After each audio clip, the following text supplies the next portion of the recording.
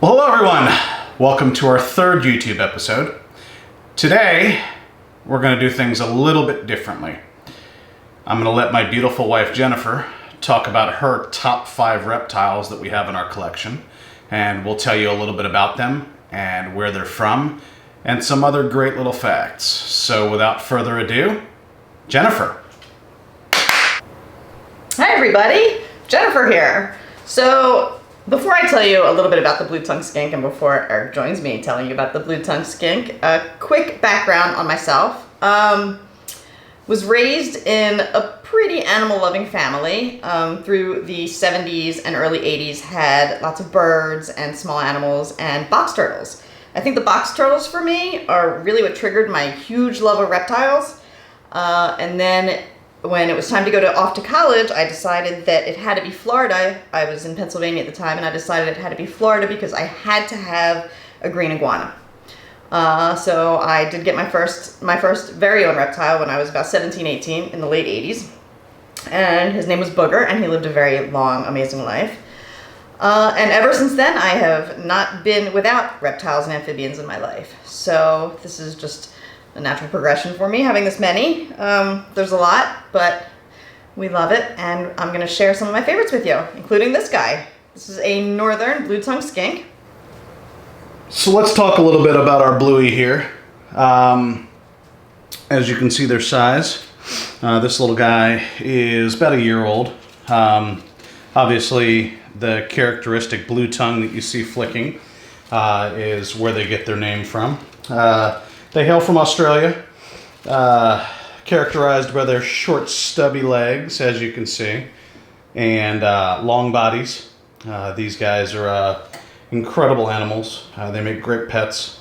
Omnivorous, so they eat a combination of insects, different types of proteins, and also a little bit of vegetables also in there. But their diet is wide-ranging. They eat a whole bunch of stuff. So when they're young, sometimes they're a little flighty. This guy's actually getting better. We had some issues with him when we got him, obviously, of getting nervous and going to the bathroom on us and things like that. But overall, he's turned into a great guy. Very docile. Very good example of a northern blue-tongued skink. Again, if you want to get a lizard, definitely a great lizard to go with out there with your bearded dragons and everything like that. To me, I find these guys a little more exotic. Love their heads. They almost have an old dinosaur-looking head on them. So, Fun fact, the blue tongue is actually to ward off predators. When they feel threatened, they open their mouth real wide and flatten that blue tongue out, and it looks a little terrifying and looks like something venomous. It scares predators away. So we're going to go ahead and put him up. Obviously, he's getting a little restless, so his moment in glory right now is up. So we're going to go ahead and move on to Jenn's number 4 pick. Here is one of our green tree pythons. This is a Manokwari locality. We have several other green trees, but I think she is the prettiest of them all.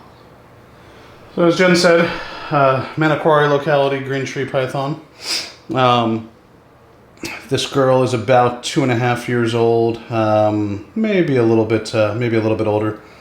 But you can see the beautiful colors she has, her blues and her greens, white spots.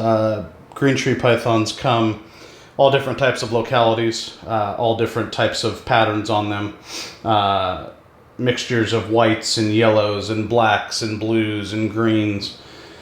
And there's some breeders out there, some designer breeders out there that are getting a little crazy with what they're producing. Just some stunning animals. But this is a beautiful example of a Manokwari. Just has the classic pattern, classic tail, and classic coloring. These are arboreal snakes, so they do live up in the trees. They obviously hunt from the trees. They do something with their tail to help them catch their prey, if we can get a good shot of her tail. So if you can see that little black tail she's got, green tree pythons will typically do a motion called caudal luring, where they'll shake that tail around a little bit, almost like a worm in a tree. And what they're trying to do is they're trying to lure prey in, like a small animal, thinking that that's a worm. So it's a very, very cool hunting method. It's cool to watch them at night sometimes. We very rarely handle our green tree pythons. This one she does handle pretty well, but some people like to handle them a lot. We choose not to handle them a lot. We choose to kind of let them live their lives in their enclosure. We will take them out from time to time, especially the ones that are more tolerant of handling, like her. One thing you never want to do with these guys is you never want to pull them off of their perch. You want to let them off on their own terms. Obviously their tails are fragile, and you could do some damage on them if you pull them off their perch. So we just avoid it. Definitely not recommended. But you can see her colors. She's a beautiful animal. Probably one of the nicer looking green trees inside of our collection. Very, very tame. Only been bitten by her once, and it was my fault. I was trying to move her, and I woke her up out of a dead sleep, and I can't blame her. But overall, this is her temperament. Very mellow, especially upon holding. Doesn't seem to mind too much being held. She tolerates it very well. And again, for short periods, maybe 5 to 10 minutes to take pictures once a month, but that's about the extent of it. So Manicory green tree python, as you all can see. Hopefully you can see her beautiful colors on the camera and her beautiful face. Let's see if I can get her a little closer. So there you go. That beautiful face, almost dragon-like. But let's move on. We're going to move on to number 3. Here is our female jungle carpet python. We have several carpet pythons in our collection. She is one of my favorites. She's super, super chill to handle. Her blacks and yellows are absolutely beautiful. We're gonna zoom in on her a little bit.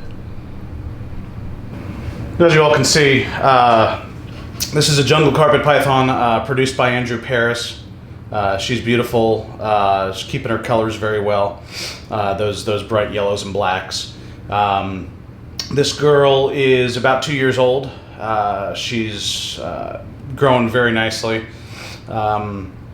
Every shed she gets brighter and brighter and brighter. And I mean, all these beautiful animals. I admire all the people that live in Indonesia area and even parts of Australia that get to witness some of these animals out in the wild, because they are just amazing. Obviously, some of these animals have been bred out enough to where we're trying to accentuate the yellows and the pattern and lessen the muddiness or the darkening of the yellows and the fading of the yellows. There's just so many different lines of these guys that are out there, and so many different reputable breeders that are putting them out. But carpet pythons to me are a great starter snake. They get a bad rep for sometimes being aggressive. I don't find these guys aggressive at all. They have a very high food response, and I think that's where they get that's where the negativity comes from with them. But other than that, once they're out of their enclosure, they're very, very chill typically.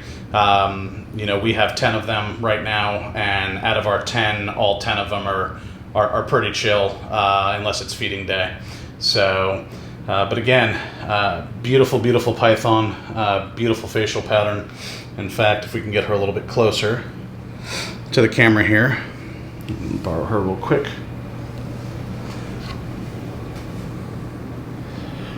Get a little facial features on her, and just see that beautiful patterning she has, those beautiful yellows and blacks on her. Just an amazing animal. These guys are semi-arboreal, so they spend some of their lives on the ground, some of their life in the trees. They are suited for arboreal living, hence the prehensile tail on them, that long tapered tail they have. They obviously, as you can tell, they do wrap pretty well, and they are able to hang from their tail pretty well. So, but this was Jenn's number 3. So we're working our way down the countdown. Let's go to number 2. Number 2. Here is my absolute favorite ball python in our collection. I will probably be showing off more of our ball pythons later because we have many in a lot of different colors. And there are actually a few that I really love, but she is my favorite. She is a GHI Hypo Mojave. She is basically a gray snake. Really pretty. We've got some plans for her in the future. She will definitely be paired with something. I would love to make some more of these guys. Ball pythons, as I'm sure most of you know, pretty common in the hobby, from Africa. All kinds of different morphs. The morphs are the genes that are in the animal, and they have a lot of different names, a lot of different colors, something for everybody. Super docile, very easy snake. When kept correctly, super easy. Another good beginner snake for anybody. I love my ball pythons. Yeah, so not too much here we're going to say about the ball pythons. Most of y'all know ball pythons and just all the different colors they come in, morphs, so on and so forth. So this is her number 2 favorite snake. We love this snake. It was produced by Wayne Grandy. So we're very excited to have her in our collection. She's grown quite a bit since we've had her. She's probably about 1,100 grams now. So she's about probably 8 months away, 9 months away from being of breeding age and probably breeding weight. So again, we have some really good plans for her, and we can't wait to see what she produces when she's ready to produce. So the time has come for number 1. So let's move on to our number 1 favorite reptile. Well, not my favorite reptile, but Jennifer's favorite reptile. This is number 1. This is one of 2 Lychee geckos that we have, Lychee for short. I'm new to Lychees, and they have absolutely won my heart. This big girl, her name is Gwen. She kind of came with that name, and it's stuck. We love it. She is almost breeder size. We don't have a male for her, but maybe in the future. They are just big, meaty geckos that are super easy to care for. She's getting a little feisty now because this is now her second time out for the day. But just a really big, neat gecko. So, as Jen alluded to, these geckos are from New Caledonia, just off Australia. Beautiful geckos. Big, meaty geckos. They're the largest gecko species out there. You can see just how beautiful they are, how beautiful her colors are and her patterning. As Jen said, she's starting to get a little restless out here, so we're not going to stress her out too bad. We're going to get her back in her enclosure shortly. But beautiful gecko. Probably not for the novice keeper. Some of them can be a little huffy and a little defensive when going to grab them out. They do make a wide variety of fun noises, barking and screeching, and they have been known to snap at people and bite sometimes. So their bites don't tickle, for a gecko especially. But these guys are really neat. They can great climbers. Hang from anywhere. They can hang from 2 legs, 1, always looking to climb up something. But just an amazing species of gecko. And we're happy to have a couple in our collection, and definitely looking forward to having a couple more. So that's our number 1, or Jennifer's number 1 reptile. It's her favorite in our collection. She gets the most attention out of anybody, to an extent. Obviously, we don't overhandle. We like to we do like to get them out every once in a while for picks, but we like to keep their stress levels as low as possible. So we're gonna get Gwen back in her enclosure now. So we thank you for tuning into this episode. Not a very long descriptive one, but at least giving you a peek into a couple of the animals inside of our collection, Jen's favorites.